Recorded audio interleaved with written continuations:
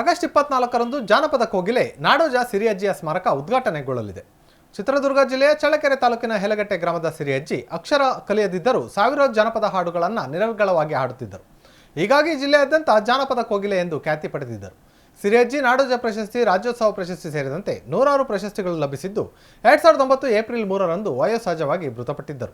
ಸರ್ಕಾರ ಮತ್ತು ಜಿಲ್ಲಾಡಳಿತದಿಂದ ನಿರ್ಲಕ್ಷ್ಯಕ್ಕೆ ಒಳಗಾಗಿದ್ದಂತಹ ಸಿರಿಯಜ್ಜಿ ಸಮಾಧಿಯನ್ನು Shri Lakshmi Narasimha charitable trust, Shrimati BV. Rajeshwari ಮತ್ತು ಡಾಕ್ಟರ್ ಬಿ. ಚಿಕ್ಕಪ್ಪಯ್ಯ ಸಾಮಾಜಿಕ, ಶೈಕ್ಷಣಿಕ ಮತ್ತು ಸಾಂಸ್ಕೃತಿಕ ಸಮಿತಿ ಹಾಗೂ ವಿವಿಧ ಗಣ್ಯರು ಸಿರಿಯಜ್ಜಿ ಬಂಧುಗಳ ಜಂಟಿ ಆಶ್ರಯದಲ್ಲಿ 16 ವರ್ಷಗಳ ನಂತರ ಸ್ಮಾರಕ ನಿರ್ಮಾಣ ಮಾಡಿದ್ದು, ಆಗಸ್ಟ್ 24ರಂದು ಸ್ಮಾರಕ ಉದ್ಘಾಟನೆಗೊಳ್ಳಲಿದೆ. ನಾವು 3 ಜನ ಇದ್ದೀವಿ. ನೀವು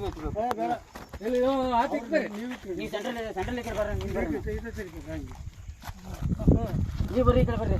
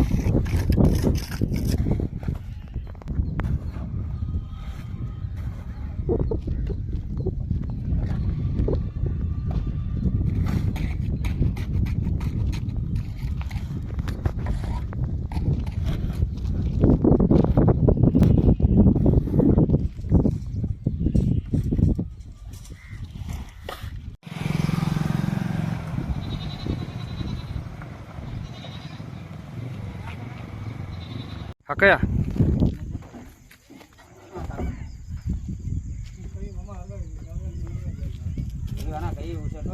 ಕೈ